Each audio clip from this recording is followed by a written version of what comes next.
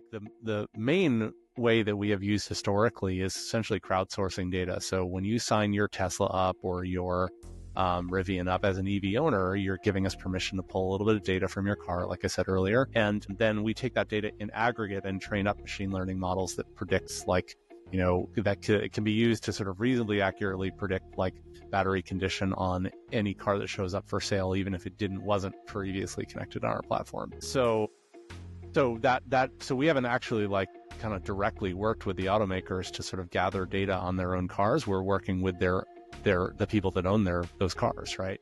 That's changing though, as we kind of like proceed sort of forward. As I think one of the things that automakers have realized is, the used EV market, like there's a lot of depreciation that happens from new to 3-year-old or 4 or 5-year-old on the EV front, and part of that is because of uncertainty around battery condition. And so automakers, captive finance companies, banks that own like a lot of these leased vehicles, like they've started to realize that having some transparency here and actually disclosing data to us, because we are sort of well positioned to sort of like push that everywhere into the used market, actually helps residual values, and it helps them not depreciate their cars as much. So that has frankly changed the conversation that we've been having with a lot of the automakers now. And that was never going to happen at the beginning, but now that like you go to cars.com, you go to Edmunds, you go to all these big dealer groups, you go to even wholesale auctions as well that we work with, like